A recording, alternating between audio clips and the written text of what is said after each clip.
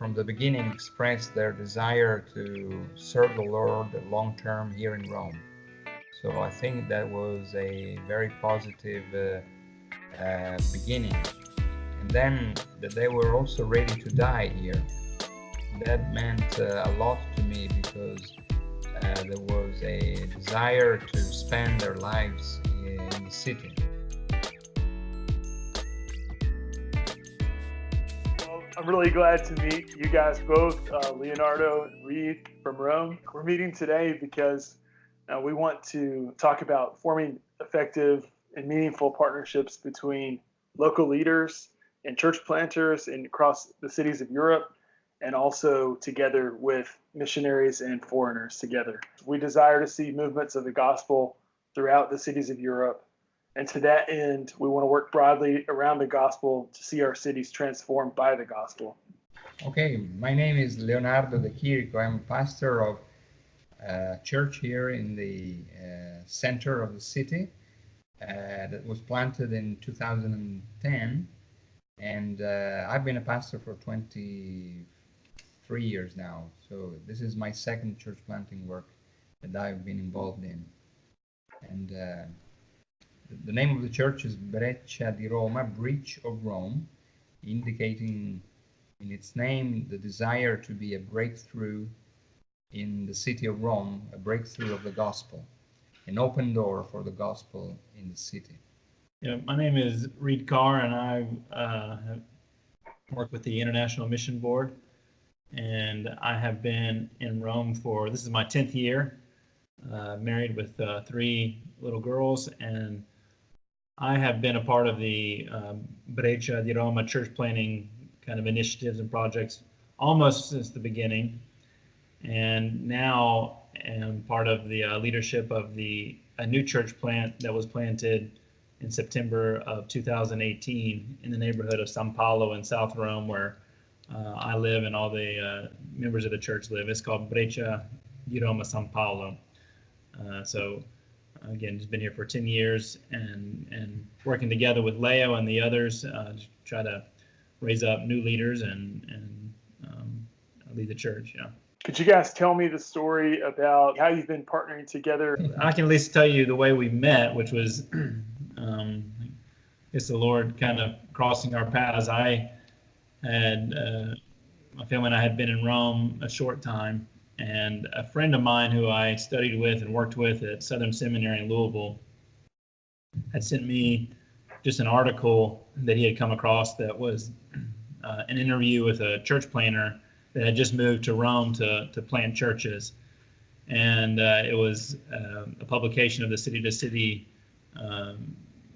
kind of church network initiative. And it was an article about Leonardo and just, I didn't know anything about him. I didn't know anything about church planting in Rome, of course, but had been here for a short time and just thought, well, I might as well try to reach out to him and meet him since we're kind of doing the same thing. And there was no contact information for him given in the newsletter, but I just responded to the newsletter just to see what would happen, and just told him, hey, introduced myself very briefly, said I'm trying to do the same thing. I was wondering if there's any way I could get in touch with Leonardo, and sent the message, but then kind of forgot about it. But I guess they had forwarded along my email to him, and Leo contacted me, and I can't remember exactly where we got together for the first time to meet, but we did, and then kind of the rest is history, and the Lord's done some incredible things through that first meeting. But I don't know if you the first meeting was very meaningful to me because Reid and Kyra, they from the beginning expressed their desire to serve the Lord long term here in Rome. So I think that was a very positive beginning. And then that they were also ready to die here. That meant a lot to me because there was a desire to spend their lives in the city. And then what also struck me was their desire to work with and partner with local national churches.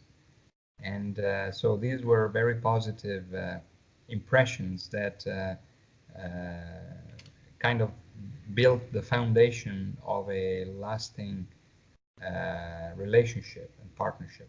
Probably in 2012, we, together with other colleagues of our organization, kind of discussed for the first time a church planning initiative in a neighborhood in Rome.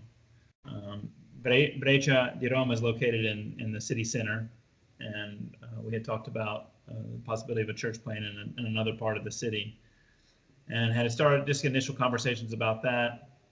But then towards the end of 2013, 2014, and the beginning of 2014, there was a change in leadership, at least with our colleagues in Rome. And I stepped into a leadership role there. And I would say in early 2014, the partnership took a little bit more of a clear direction towards that.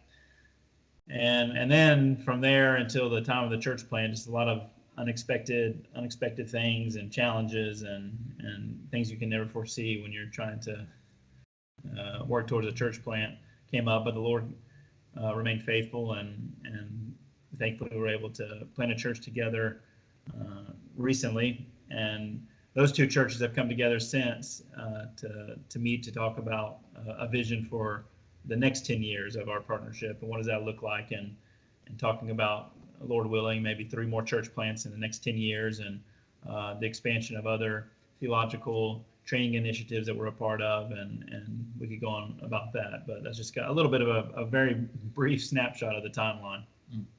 So you described kind of the turning point. You got into a leadership position that allowed you to maybe have the freedom to also say, we're going to go in this direction in some ways. Is that right? Right. Yeah. I think one important point, at least in our experience, was to make sure that we were on the same page doctrinally, and also as far as the vision for ministry and ecclesiological understanding of what we meant by talking about church and church planting and church life. And so the more in depth you go into this kind of work, the better foundation you establish for lasting cooperation and partnership. Oftentimes people rush into partnerships, just grounding that partnership on initial friendships or complicity in terms of character or personalities. But if you don't do the groundwork of getting deeper in and sharing your theological convictions, and not only theological but also ecclesiological, because we are about planting churches, and so it's not about having a campaign together or a month-long initiative. It's about planting churches and administering the Lord's ordinances in preaching, pastoring, discipline, discipling, and so on. So there must be a time where this kind of discourse is the core, is the focus of our relationship. And of course, we developed that over the years as we grew, as we became closer.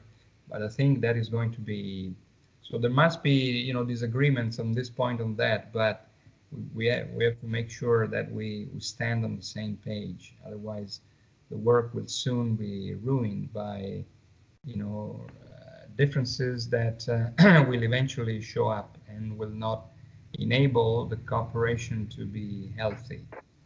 And one thing to give a little bit of a context to these remarks is they've come from experience. They've come from mistakes I've made and lessons I've learned the hard way together with my colleagues. Since 2016, I've been the ACL at an AGM. That term will make sense, but ACL for Italy and Malta. So have had to make strategic decisions alongside our colleagues for partnerships, and there's been some challenges along the way. And so things that I've learned from that are, it is important, I think, to think long term. I mean, you gotta, you can't go into a place, and we all know this, but it's once you kind of get there, your expectations, I think, change sometimes. But it's going to take a long time, and it's just to have that mentality, and not to romanticize the partnership. And like Leo was saying, it's not really a matter of if the problems or challenges or difficulties or frustrations arise. It's more of a question of when they do, how you'll face them together. And of course, that doctrinal basis and vision is key to fighting through those differences. I mean, it should be no surprise that cultures that clash and church planning ideas and are going to have issues to work through. So work through them and do the best that you can. And certainly humility is a huge key for everyone involved. And this is something we talk about all the time, and we know, but it's once your humility is tested, it's a lot harder to put into practice. And that means, dying to yourself, your expectations constantly, reminding yourself it's not all about you, and making concessions when you need to, and being flexible on areas you can be flexible, and being clear on what are hills to die on, and which ones do we not need to waste our time on. I think one thing that's it's important to think about too is I have a lot of being in the position that I am in, I get to talk about a lot of people who are doing church planning and partnerships across Europe, and since Foundations has been put into place, there's a new renewed emphasis on partnerships, which I think is a positive thing. But a lot of them are in really tough situations. They're coming into situations where for years and years and years and even decades and decades, Americans have come in there and just done a horrible job of partnering. And so they're reaping the seeds that were sowed. And so rightly so, as would we be, the partners, the nationals are skeptical. They're going to put their defenses up, and they're going to want to make sure initially that who's in charge and who's making the decisions, because last thing they want is someone coming in and ruining things again after a few years. So I guess one way to put it is just thinking also about who knows what you're going to see. If you're coming into a situation like that, then think about who's going to come in behind you. And maybe the Lord has you there to just leave things better than they were when you came in, so that we don't have to recreate the same scenario over and over and over again. And someone comes into a situation where once again the nationals have been burned. And it's not that there's mistakes made on both sides always. It's not. But even if it means that's part of the long-term vision, it's part of the humility aspect of it. Of course, there's a lot of pressure always to produce numbers and how many church plants have you seen, and that's just part of of doing it. But that's part of, I think, thinking long-term is, all right, how am I going to leave things for the people who come behind me? Because people are going to come behind you, Lord willing. And even if you don't get to see a lot of fruit, your fruit may be just creating a situation that's more healthy or healthier for the future generation that's coming in, that will step into a situation where now there's trust, now there's something that's a foundation to build upon. And again, that kind of incorporates all the things we talked about: humility, flexibility. A national leader's perspective, I think that one of the things that can help establishing healthy partnership is the ability on the locals to be able to understand what it means to work cross-culturally, and in the awareness that we belong to the same kingdom, and we don't want to duplicate our own little empires. But although leadership is involved, we can share our leadership roles and into a bigger plan that moves beyond our own provincial silos or silos, and it's going to take a lot of effort, especially in minority situations where evangelical churches have been persecuted or have never seen a significant breakthrough, and so the whole mentality is marked by this skepticism, by this openness or proneness to criticism, and that is something that needs to be worked out on the local level. And if I can add one more thing, Kelly, if we see any value in kind of investing into difficult situations so that things are better for the future, there obviously is, and regardless of what the strategy is or the situation, I think leadership,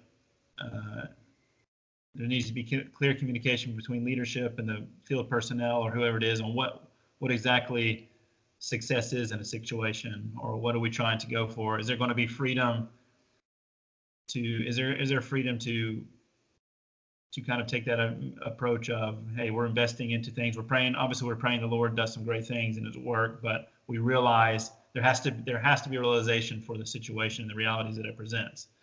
And so that's different in different places. But I know there are situations where people are trying to establish partnerships, but they don't want to pull their hair out because, they have no past, they never have no history there, but for some reason the nationals are skeptical of them. Feel like they're ugly towards them. But again, I think it's a reaction that any of us would take to a foreigner coming in that you don't trust or know you think you're just going to be gone soon. So there needs to be clear communication and clear strategy and clear vision between leadership and field personnel on what are we going, what's the reality here, what are we going to see as success, and what are our main objectives here. And that's going to be different in places. Some places may be ready for a church plant, some may be just trying to till the soil and prepare a solid foundation for a little bit farther down the road. Yeah, I've often thought when I was a pastor in America, what if a German, had showed up to my church with some organization that I didn't know.